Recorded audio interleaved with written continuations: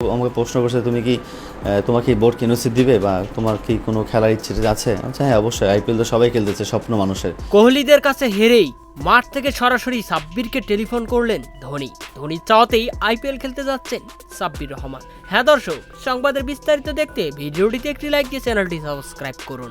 দর্শক, 2016 সালেই সাব্বিরকে আইপিএল খেলার অফার করেছিলেন মহেন্দ্র সিং ধোনি।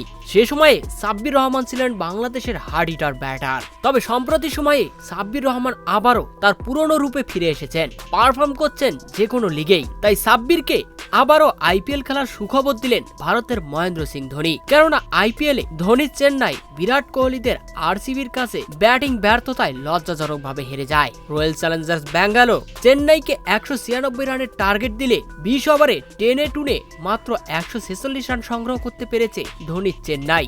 অথচ যে ব্যাঙ্গালোর 16 বছর ধরেও চেন্নাইকে হারাতে পারেনি, সেই বিরাটদের কাছেই মাথা নত করে অসহায় আত্মসমর্পণ করতে হলো মহেন্দ্র সিং ধোনিতে। তাই ধোনি এবার তুমুল খেপে যায়। ম্যাচ হেরেই মাঠ থেকেই সাব্বির রহমানকে টেলিফোন করেন। বিসিবি সাব্বিরকে এনওসি দিলেই পরের ম্যাচ থেকেই সাব্বিরকে চেন্নাইয়ে দেখা যাবে। তো দর্শক, এ ব্যাপারে আপনাদের মতামত কি? বিসিবির কি উচিত সাব্বিরকে আইপিএল খেলার জন্য এনওসি দেওয়া? কমেন্ট করে জানিয়ে দিন।